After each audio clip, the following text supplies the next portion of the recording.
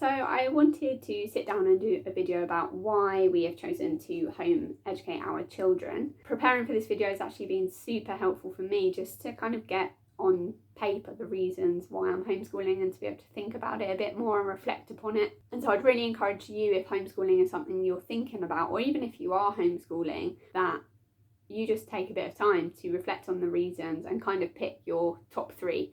So that's basically what I've done for this video. I've picked my top 3 reasons for homeschooling.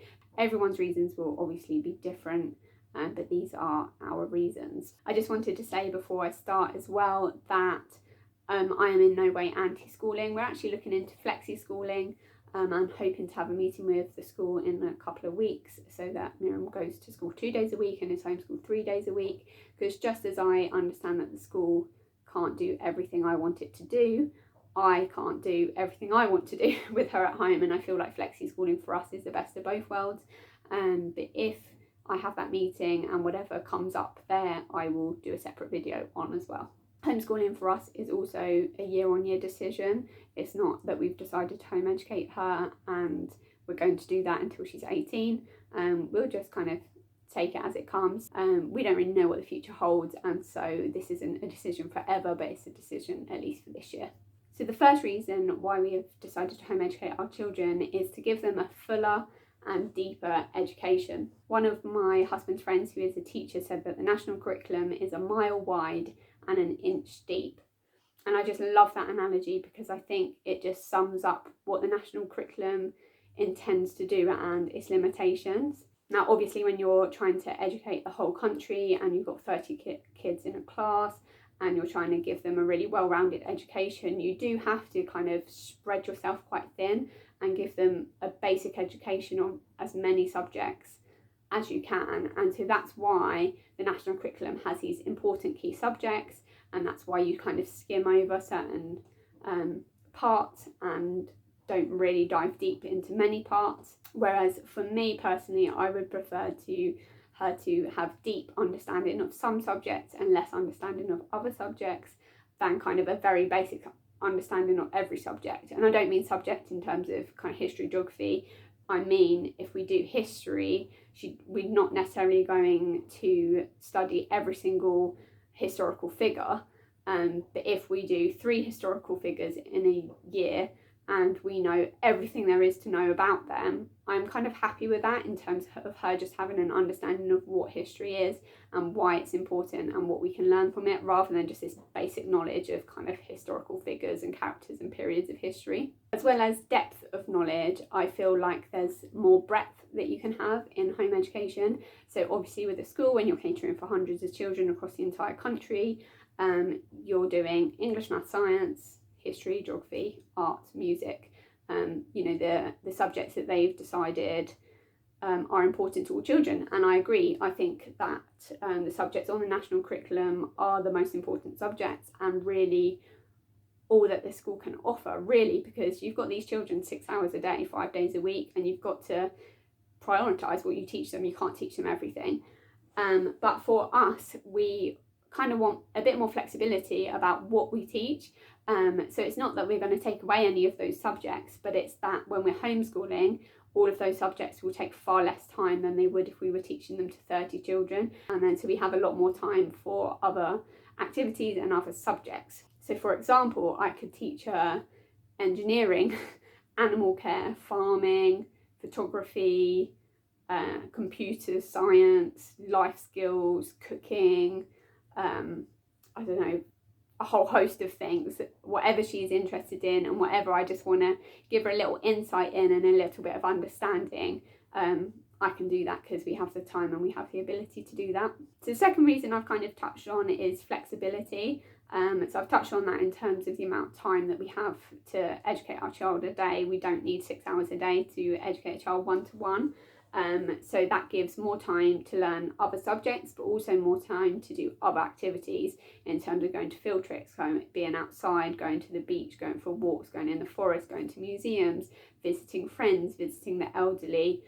serving other people, volunteering, whatever that might be, now and in the future. We just have more time for other stuff. You don't spend your whole day in school and have not much time for anything else. This is something that has particularly appealed to me in the early years, where she will just be 4 years old. She can be outside for as much as we want her to be outside, and we don't have to follow a particular schedule or routine. We can just kind of be quite free with her education. And just quickly on flexibility as well, we are probably going to do year-round homeschooling, so we're not going to follow school term time, which gives us a lot more flexibility to have days off in the middle of term.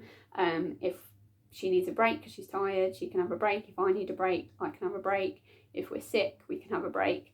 And then at the same time in the holidays, we don't need to take full 6 weeks off in the summer. We can just continue learning and just take days off here and there, or weeks off when we go on holiday or when we go to see friends and things like that. And I think that just works a lot better, and I think it's more similar to real life. You know, you don't take your annual leave every 6 weeks, do you? You take your annual leave when you need it, when you're tired, or you take your sick leave when you're sick.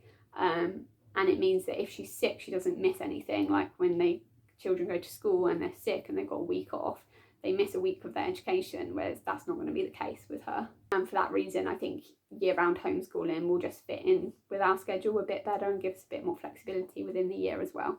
So the third and last reason I have down is that they won't be pushed forward or held back. So obviously every child learns at their own pace, and I feel that because schools have to meet a certain standard at a certain time, it's very difficult for schools to cater to every child's individual needs.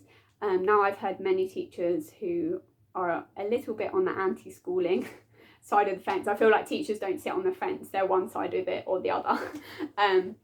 But yeah, the anti-homeschooling teachers do tend to say, well, a good teacher will recognise who needs to be pushed a bit more, who's actually really way ahead and needs harder work, and who is falling behind and needs extra support.